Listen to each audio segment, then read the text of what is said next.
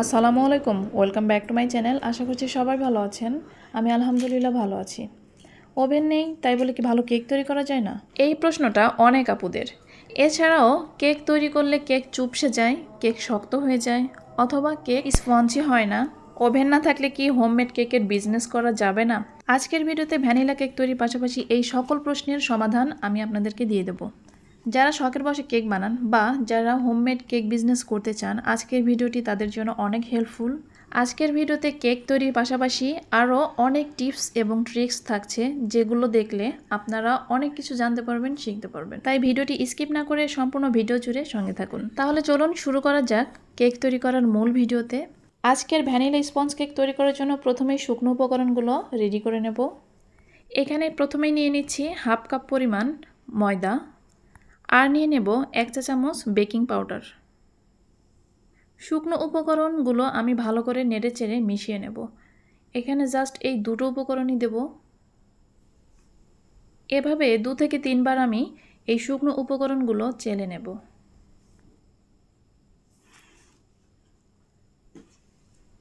Cake বানানোর জন্য এখন নিয়ে নিচ্ছি 2টো ডিম। আমি ডিমগুলো একটি পাতিলে বিট করব। আপনারা হয়তোবা ভাবছেন পাতিলে করে, কিন্তু পাতিলে করে কিন্তু বিট করা অনেক ভালো হয়।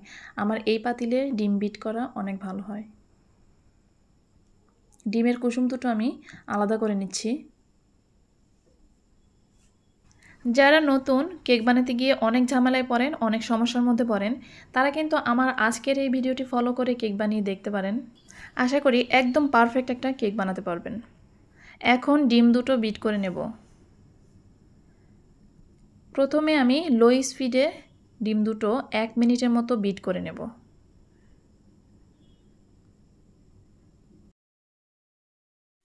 এক মিনিট বিট করা হয়ে গেলে এই ডিমের মধ্যে দিয়ে দেব 1/3 কাপ চিনি। আপনারা চাইলে এই চিনিটা ব্লেন্ডারে ব্লেন্ড করে নিতে পারেন বা শিলপাটায় গুঁড়ো করে নিতে পারেন। সেক্ষেত্রে চিনিটা তাড়াতাড়ি গলে যাবে। ডিমের এই ম্যারিংয়ের সঙ্গে চিনি যদি ভালো করে না গলে, সেক্ষেত্রে কিন্তু কেকের উপরটা ভেজা ভেজা একটা ভাব থাকে। এভাবে মিডিয়াম স্পিডে বিট করতে থাকবো যত সময় না চিনি গলে যায়। বিট করতে করতে যখন এরকম একটা অবস্থায় আসবে, তখন এর মধ্যে কুসুম দুটো দিয়ে দেব।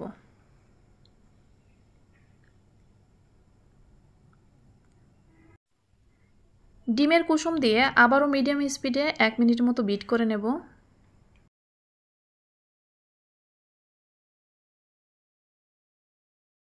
এখন একটি স্প্যাচুলারের সাহায্যে চারিদিকে লেগে থাকা ডিমের ফোম আমি মাঝখানের দিকে নিয়ে আসলাম, যেন সব দিক দিয়ে সমানভাবে বিট করা হয়।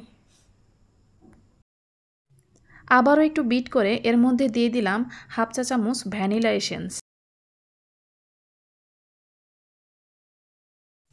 লো স্পিডে 10 থেকে 15 সেকেন্ডের মতো বিট করে আবারও দিয়ে দিলাম সয়াবিন তেল 1 টেবিল চামচ। সয়াবিন তেল দেওয়ার পরে 10 সেকেন্ডের মতো বিট করে নেব লো স্পিডে। বিটার ছাড়া ডিমের ফোম তৈরি করে কেক তৈরি করার ভিডিও আমার চ্যানেলে আছে, আপনারা চাইলে দেখে নিতে পারেন যাদের বাসায় বিটার নেই। এখন শুকনো উপকরণগুলো আমি 2 বারে এই ডিমের ম্যারাঙের সঙ্গে মিশিয়ে নেব। শুকনো উপকরণগুলো একদম ধীরে ধীরে আলতো করে মেশাতে হবে। খুব তাড়াহুড়ো করা যাবে না, সেক্ষেত্রে ডিমের ফোম বসে যেতে পারে।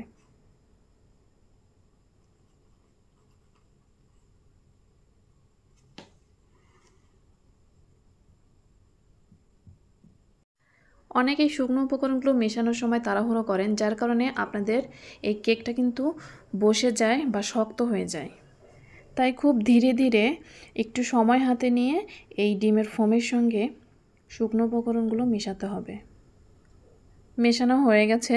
আমি একটি 7 ইঞ্চি মোল্ডে এই কেকটি চুলোতে বেক করে নেব। ব্যাটারটি ঢালার আগে মোল্ডে সাদা কাগজ দিয়ে তার উপরে একটু তেল ব্রাশ করে তাতে এই ব্যাটারটি ঢেলে দিলাম। এবার কয়েকবার ট্যাপ করে নেব যেন ভেতরে বাবলসগুলো বের হয়ে যায়। এবার একটি সাসলেকের কাঠি দিয়ে ব্যাটারটা ঠিক এভাবে নেড়ে দেব যেন সব দিকে সমান হয়। কেকটা যেন উঁচু নিচু না হয় তার জন্য এই সাসলেকের কাঠি দিয়ে এভাবে নেড়ে নিলাম। এক্ষেত্রে ভিতরে যে বাবলসগুলো আছে সেটাও কিছুটা বের হয়ে যায়। আবারও কয়েকবার ট্যাপ করে নেব। এদিকে চুলোয় একটি বড় পাতিল বসিয়ে তার উপরে কিছু কাগজ দিয়ে তার উপরে একটি স্ট্যান্ড বসিয়ে নিয়েছি। একটি ঢাকনা দিয়ে ঢেকে 10 মিনিটের মতো প্রিহিট করে নিয়েছি লো আঁচে। এবার কেকের মোলটি পাতিলে বসিয়ে দিয়ে ঢাকনা দিয়ে ঢেকে দেব। এমন ঢাকনা দিয়ে ঢেকে দিতে হবে যেন ভিতরের আঁচটা বের হয়ে না আসে। এ সময় চুলোর আঁচটা ঠিক এইরকম অবস্থাতে থাকবে, অর্থাৎ লোয়ের চেয়ে একটু বেশি থাকবে। ঢাকনার উপরে আমি শিল দিয়ে নিয়েছি যেন ভিতরে ভাপটা না বের হয়ে আসে। ঠিক এভাবে আমি ঘড়ি ধরে 40 মিনিট দেখব। 40 মিনিট পরে একবার চেক করে নেব, যদি হয়ে যায় তাহলে ভালো, আর যদি না হয় তাহলে আরও 5 মিনিটের জন্য ঢেকে রাখব। ফিরে এলাম 40 থেকে 45 মিনিট পরে। আমি একটি সাসলেক কাঠি দিয়ে পরীক্ষা করে নেব যে আমার কেকটা হয়ে গেছে কিনা। সাসলেক কাঠিটি যেহেতু ক্লিন এসেছে তার মানে কেকটি হয়ে গেছে। আমি কেকটি পাতিলের মধ্যে থেকে বের করে নেব।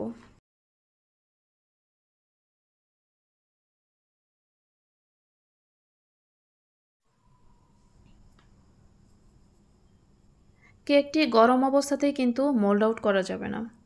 যত সময় ঠান্ডা না হয় তত সময় আমি কেক ঠিক এরকম অবস্থাতেই উপর করে রাখব।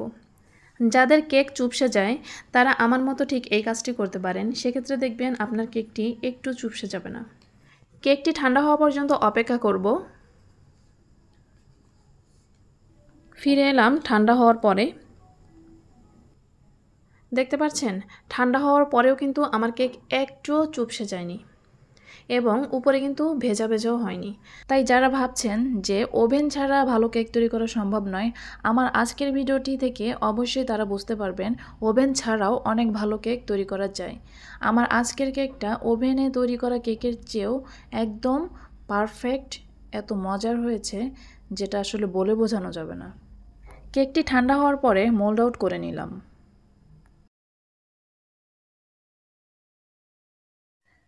মাশাআল্লাহ, কেকটা একদম পারফেক্ট হয়েছে।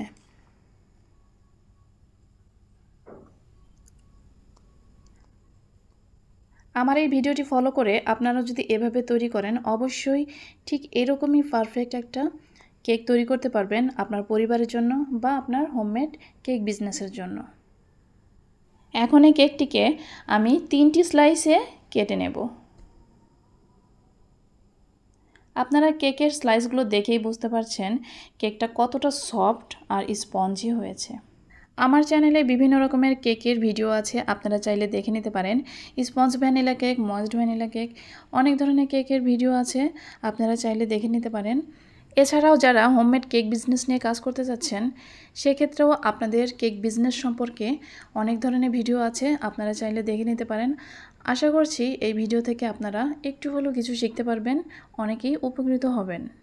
আমার ভিডিওটি যদি ভালো লেগে থাকে অবশ্যই লাইক, কমেন্ট, শেয়ার করবেন। আর যারা আমার চ্যানেলটি সাবস্ক্রাইব করেননি তারা অবশ্যই সাবস্ক্রাইব করে পাশে থাকা বেল আইকন প্রেস করে দিবেন, যেন নিত্য নতুন কোনো ভিডিও আপলোড করলে আপনাদের কাছে সর্বপ্রথম নোটিফিকেশন পৌঁছে যায়। 2 ডিমের এই কেকটি বেক করেছিলাম 7.5 ইঞ্চি এই মোল্ডে। কেকটা 3টি স্লাইসে কেটেছিলাম, তাহলে অবশ্যই বুঝতে পারছেন কেকটা কতটা পারফেক্ট হয়েছে, কতটা ফ্লাপি হয়েছে।